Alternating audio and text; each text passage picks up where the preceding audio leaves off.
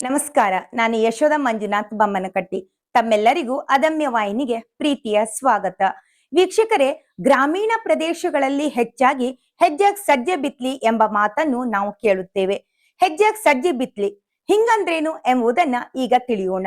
ಹುಟ್ಟಿದ್ದು ಸಾಯುತ್ತದೆ, ಹುಟ್ಟಿದವರು ಸಾಯುತ್ತಾರೆ. ಸತ್ತವರಲ್ಲಿ ಕೆಲವರ ಆತ್ಮಗಳಿಗೆ ಸರಿಯಾದ ದೇಹ ಸಿಗದೆ ಇರುವಾಗ ದೆವ್ವ ಭೂತಗಳಾಗುತ್ತಾರೆ ಎಂಬ ಪ್ರತೀತಿ. ದೆವ್ವ ಭೂತಗಳು ರಾತ್ರಿ ಕಾಲದಲ್ಲಿ ಸಂಚರಿಸುತ್ತವೆ, ಬೇರೆ ಬೇರೆ ರೂಪ ಧರಿಸುತ್ತವೆ.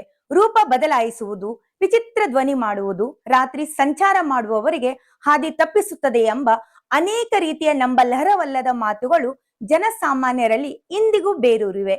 ಸತ್ತು ಹೋದ ವ್ಯಕ್ತಿ ಯಾವುದೇ ರೂಪದಿಂದ ಮರಳಿ ತಮ್ಮಲ್ಲಿಗೆ ಬರಬಾರದೆಂದು ಆ ಹೆಣವನ್ನು ಹೊತ್ತೊಯ್ಯುವ ಮಾರ್ಗದಲ್ಲಿ ಮುಂದೆ ಮುಂದೆ ಸಜ್ಜೆ ಇಲ್ಲವೇ ನವಣೆ ಚೆಲ್ಲುತ್ತಾ ಹೋಗುತ್ತಾರೆ. ಅದು ದೆವ್ವವಾಗಿ ಮನೆಗೆ ಬರಲು ಹಾದಿಯಲ್ಲಿ ಆ ಚಿಕ್ಕ ಧಾನ್ಯಗಳಾದ ಸಜ್ಜೆ ನವಣೆ ಆಯುತ್ತ ಬರಬೇಕಾದರೆ ಬೆಳಗಾಗುತ್ತದೆ. ಆ ದೆವ್ವ ಬರುವುದಕ್ಕೆ ಅವಕಾಶವಾಗಲಾರದೆಂಬ ನಂಬಿಕೆ. ಹಿಂದಿನ ಕೆಲವು ಆಚರಣೆಗಳು ಇಂದಿಗೂ ಜೀವಂತವಾಗಿ ಕೆಲವು ಭಾಗಗಳಲ್ಲಿ ಆಚರಣೆಯಲ್ಲಿರುವುದೇ ಸೋಜಿಗ. ನಮ್ಮ ಈ ಮಾಹಿತಿ ನಿಮಗೆ ಇಷ್ಟವಾದರೆ ಲೈಕ್ ಮಾಡಿ, ಶೇರ್ ಮಾಡಿ, ಸಬ್ಸ್ಕ್ರೈಬ್ ಮಾಡಿ. ನಿಮ್ಮ ಪ್ರೀತಿ ವಿಶ್ವಾಸವೇ ನಮಗೆ ದೊಡ್ಡ ಶಕ್ತಿ. ಮತ್ತೆ ಮುಂದಿನ ವಿಡಿಯೋದಲ್ಲಿ ಭೇಟಿಯಾಗೋಣ. ಅಲ್ಲಿಯವರೆಗೂ ನಮಸ್ಕಾರ.